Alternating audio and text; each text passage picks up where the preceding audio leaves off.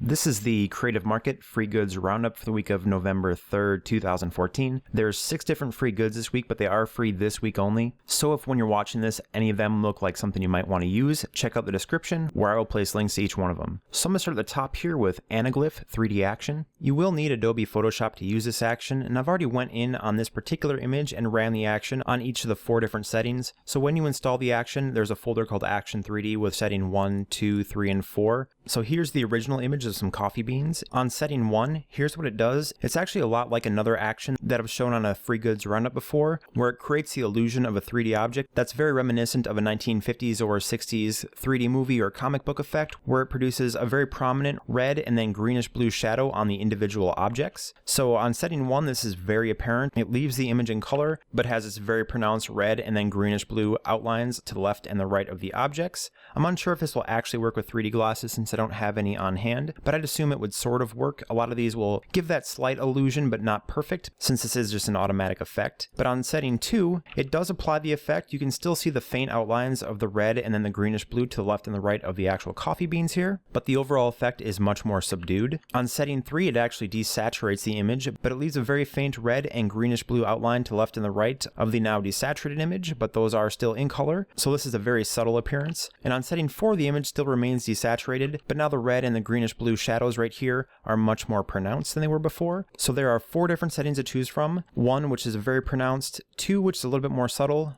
3, which is a subtle black and white, and then 4, which is a much more vibrant black and white. And a couple things to note here, I didn't have any issues while running this action, no Photoshop crashes or anything like that, so that's always a big plus, but it does merge down all your visible layers. So if you have a file with a bunch of different layers and you don't want this action to flatten them down, just hit the little eyeball icon next to them to turn them off so that it hides them before this action actually runs down and merges visible. And always be sure to back up your original work just to make sure you don't accidentally save over it. But a very cool action, and if you think you'll have use for it, definitely pick it up. Next up is Vintage Ocean Photo Pack. This file includes 4 different JPEG images, and the overall size of these, if I go to image and then image size, is 6,000 by 4,000 pixels. So they're really nice and large for a lot of different possible usage scenarios. And the word vintage is used in the description of these, and that's demonstrated by the overall faded appearance that some of these have. That really reminds me of like a 1970s or 80s Polaroid picture, where some of the colors tend to kind of mute together a little bit, and it gives that pretty unique appearance. So there's 4 different JPEGs included, all of ocean scenes. I think these images are definitely really strong contenders if you have an ocean or water theme design that you want something to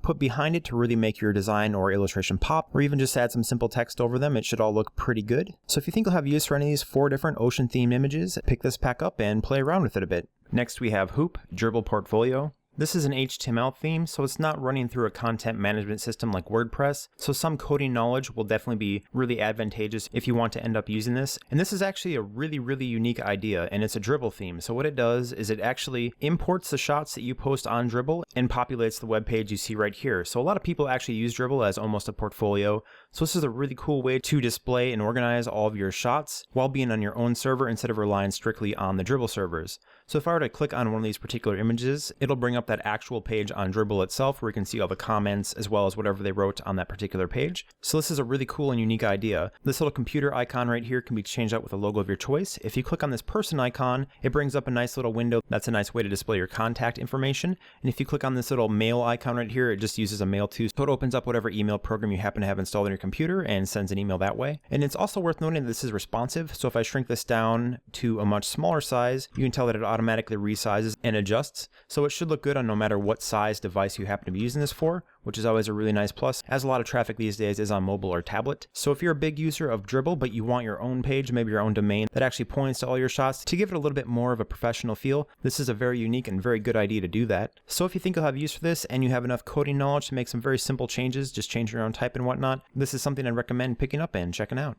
And these bottom 3 goods are free on Facebook only, so to get them, hit the free on Facebook button, like Creative Market, and then the download link will appear. It's super fast and easy to do. So first here is Invoice Template. These files are included in Adobe InDesign format, so I have Adobe InDesign open here to show them. And there are 3 different color variations included, black, blue, as well as red. But the overall layout of all 3 of these is the same, so it's the same design throughout, just different colors inside. And of course you can click in, for example, on this header, and then double click on your fill and change it to be whatever color you want it to be. It's pretty simple to go in there and do that if you want to customize them that way. And all this type is live, so you can go ahead and type in whatever you want in all these different sections. The font is a free font called Open Sans, which they include a download link for, so that should be really easy to go in there and change it. But overall, it's a very straightforward design, a nice clean layout. All the type is live. Only thing I did notice is where it should say subtotal, it says sue total. So unless you were in the process of suing someone, you might want to change that to be subtotal. But other than that, this all looks pretty good. Under payment terms and conditions, make sure you take out this filler type and fill in whatever your specific terms and conditions happen to be. But one layout with 3 different color options, and remember, you can change all the other colors to be whatever you want. So if you need a nice professional way to submit your invoices and you like getting paid, this is definitely a cool thing to have, and if you think you'll have use for it, pick it up and check it out. Next up is 50 subtle grunge brushes. I have Photoshop open here to show these brushes as they are Photoshop brushes, and the overall size of many of these brushes is somewhere between 500 and 1000 pixels, so keep that in mind when you're working, that these are a little bit smaller in scale. And if I just hit one really quick here, we can take a closer look at it, and this is at 200% right here, so it's a bit large, but you can tell these are indeed very subtle in their appearance overall. So I'm going to zoom back to 100% here, which is a natural size, and I just clicked once to apply this brush, but you can use them as a paintbrush as well. Some of them work better than others at this, as some of them will have a little bit of a repeating pattern when you actually just hold it down, so that might not be the way you want to do it for all of them, but on this particular one, that seems to work pretty well. And a quick trick you can do with these, I always do my textures on a different layer than the background layer or whatever you're applying it to, just so you can keep them separate and not destroy your work. But if you do have a secondary layer and then you change it from normal to multiply, and then you bring up your levels, which is Control L on a PC or Command L on a Mac, and you actually push this black bar on the left here up, it'll make your texture tonal with the background. So if I were to go in here, change this background to be whatever color I wanted,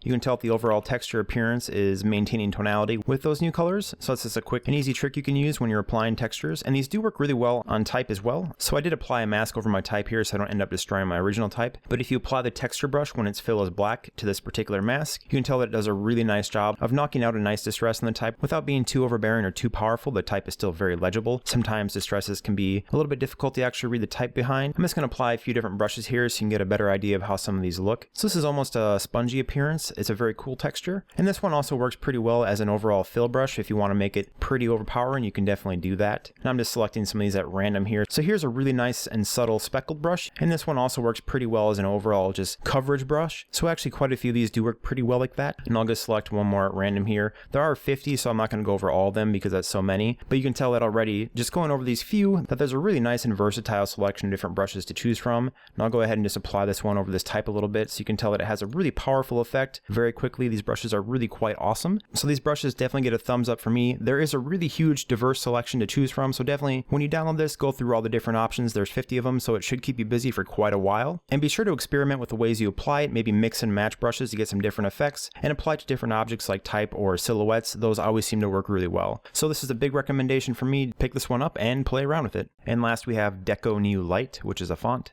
I have this font open in Adobe Illustrator since that's a really easy way to go in and show it. And included are only capital letters, so there aren't any lowercase on this particular set. And if I highlight over this and then go to type and then glyphs, you can see all the included characters. There are a few special characters thrown in, but there's not a huge selection of them, so do keep that in mind when you're using this. And if I zoom in closer on these individual letters, you can tell the craftsmanship of this font is extremely high. All these letters look really great when you actually zoom in and look at them very closely. Everything looks like quite a bit of time was spent making sure that all the small details inside these letters looked really good. And actually this ampersand right here is one of my favorite characters in the set. It's very unique and has a very cool look to it, and the percent sign next to it is really interesting in its execution as well. It has a very nice flow to it. And I actually typed out this example right here with the default leading, and if you're not sure what leading is, it's basically the distance between the different lines of type here. So it's really large on its standard auto setting. If you want to change that, you can go to Window and then Type, and then just click on Character right here. If it's already open, it'll have a check mark next to it, and then you can actually go in here on the character panel, and the leading is this one right here that has two A's above each other with an arrow between the descenders, which is the overall distance between right here and here, which is what it's measuring. So if I change this from auto to something like 72, and then I'll just keep on increasing a little bit until it looks a little bit better there, you can go ahead and do that if the overall spacing was a little bit too much when you do it on your own. But I think this is a really fantastic font. It has a great appearance to it. It has a lot of style, and it especially shows in some of these special characters like the percent, the ampersand, and even this Q. So if you think you'll have use for this particular font, definitely pick it up and check it out. So that's it for this week's free goods, and do remember these are free this week only. So remember to head on down to the description to see links for them and get them this week if you want to use them. And as always, if you found this helpful, please like and favorite. And if you want to see this video every week, please subscribe. This video is released every Monday to let you know what's free this week on Creative Market. Thanks for watching.